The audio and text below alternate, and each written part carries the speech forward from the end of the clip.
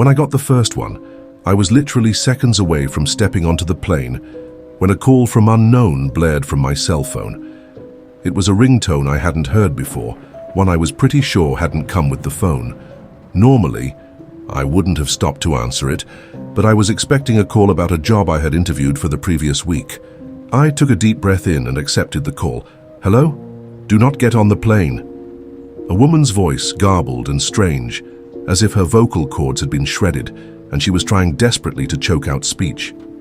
Despite the unnerving, fractured quality of her voice, her tone was insistent and eerily calm. Then the call ended. I froze. I had always had a slight phobia of air travel, and something about this call there's no way I was about to get on a 7-hour flight now. I turned around and headed toward the food court. I'd just get another flight later in the afternoon, I figured. I watched from the airport Starbucks 3 hours later as every TV in the terminal lit up with the crash footage of the plane I should have been on.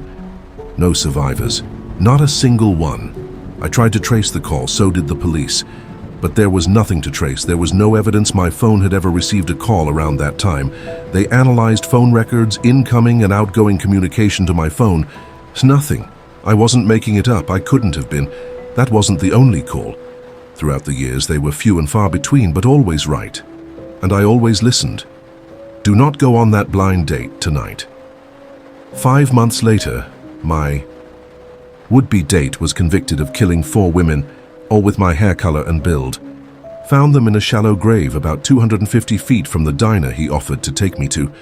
Do not drive to the concert tonight.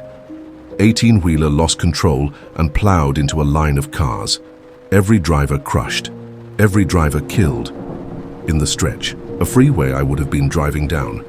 No matter if I got a new phone, if I moved across the country, the calls would still come.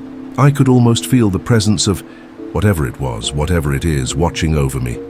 I imagined being at the bottom of the freezing ocean, still strapped into my coach section plane seat, or being in that mass grave across from the diner, or watching an 18-wheeler skidding toward my car, knowing death was imminent, and I'd get this tightness in my chest.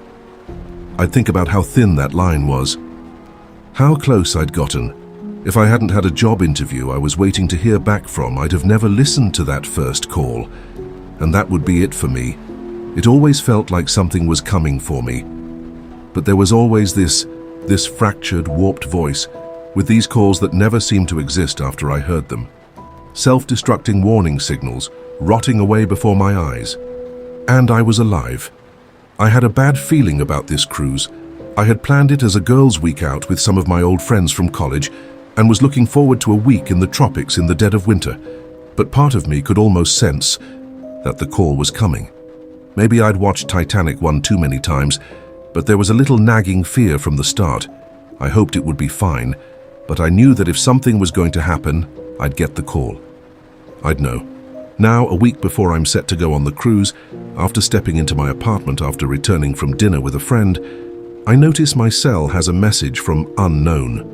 They've never had to leave a message before. Haven't checked it all night, damn it. And I had really wanted to go on that cruise too. Ah well, not worth whatever horrific fate awaited me in that cold, dark ocean. I click play message and feel my stomach drop as I listen to the voice, sounding horrifically distorted, as if it emanates from a throat slashed to ribbons, crackling, with more urgency than ever before. I look around my apartment as the voice on the phone repeats the same phrase over and over again. Do not come home after dinner tonight. Do not come home after dinner tonight. Do not come home after dinner. Tonight,